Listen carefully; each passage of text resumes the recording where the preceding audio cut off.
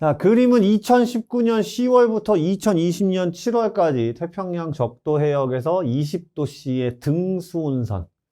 자, 20도씨의 등수운선에 여러분이 체크를 좀 해주셔야 되는데, 우선은 20도씨 등수운선의 깊이 편차라고 나와 있거든요.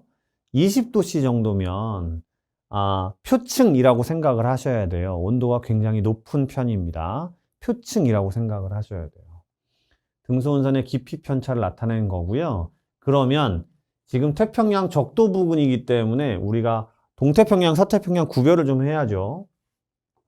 항상 엘니뇨 라니냐 문제는 동태평양 쪽을 쳐다보는 것이 우선이기 때문에 이쪽이 동태평양입니다. 항상 말씀드리지만 여기 W 써 있다고 해서 서태평양 이렇게 잡아가시면 안 돼요.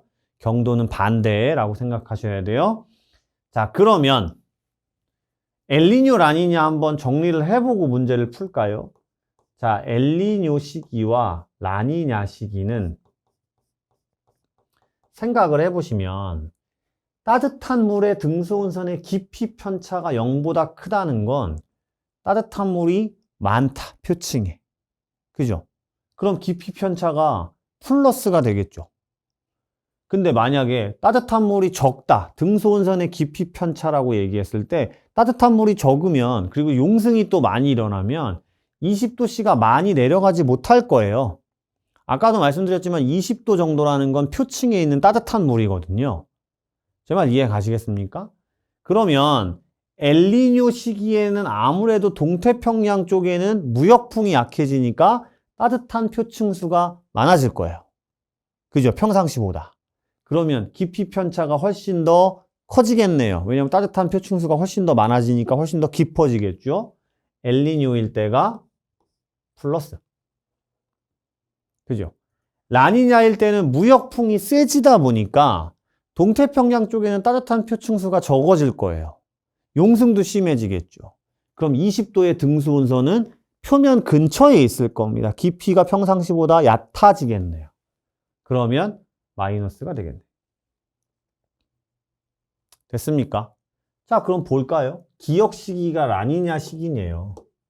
그럼 기역 시기가 어디냐? 여기인데 기역 시기에 동태평양 쪽을 봤더니 기역 시기에 동태평양 쪽을 봤더니 0이나 뭐 아니면 마이너스 쪽인데 그죠? 정확하게 비교가 되기가 좀 어렵네요. 그럼 니은 시기를 한번 보면 니은 시기는 마이너스 18, 마이너스 12, 마이너스 18 쪽이네요. 여기는 0쪽이라고 치든지 아니면 여기가 24, 18, 12 쪽이고 마이너스 6이 여기군요. 그 다음에 0쪽이니까 여기는 플러스겠네요. 플러스. 기역 시기는 플러스, 니은 시기는 마이너스라고 생각하시면 되겠네요.